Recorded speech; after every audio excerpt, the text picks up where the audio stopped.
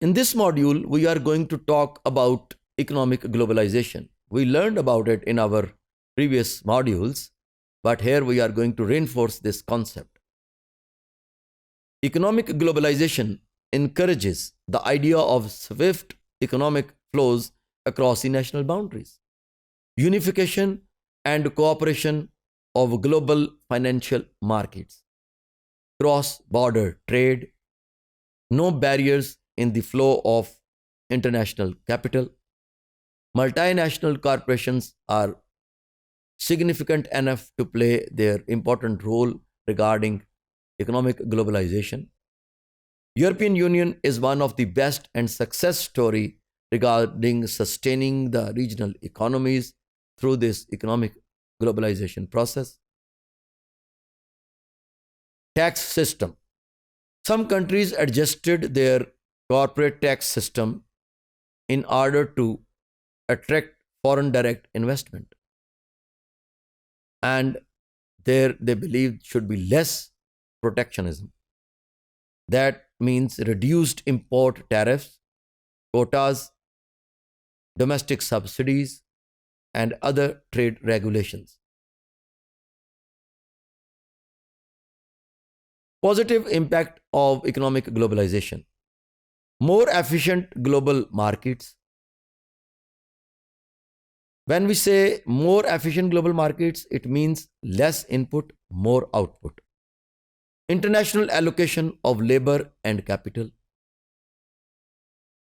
Greater employment opportunities, because when people are started going from one place to another for better prospects of life, so it means greater employment opportunities. Economic interdependence has increased when nation states are making different bilateral and multilateral economic agreements under World Trade Organization. Cheaper imports and larger exports and free trade, because free trade is the basic ingredient of this economic globalization. Negative impact of globalization. Global commerce is dominated by developed countries. Increased gap between the rich and the poor. Income inequalities. Increased rural indebtedness. Lower per capita income of families. Small producers are subjected to hardship. But if we see in the negative impact of globalization, we would find that the same negative impact can be transformed into positive one if individuals related to those rural areas are in production houses, they work efficiently, they can transform the same negative impacts into positive impacts. Unpredictable job market, dominance of industries of the developed nations, no protection of the domestic industries,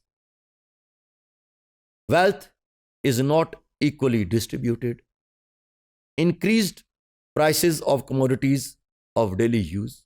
Yes, owing to the unevenness and unequal status of nation states, you may say that the states with more resources can take advantages of the economic globalization. But at the same time, being a member or living in the developing world, you can take the advantage of that scientific advancement and technologically sophisticated international environment where you don't need anymore any specific place for business, for entrepreneurship. Even you can work online. You can have business online. Just posting the pictures of your product, you can sell your things at international level without having any specific shop that may take a lot of money if you have to manage that shop. But owing to this globalization process, any individual from any part of the world, either from the developing world or from the developed world, even living alone or in a community, having less resources or more resources, both have the opportunities to make their space in this internationally charged economic system where science and technology has transformed this whole world into a global village.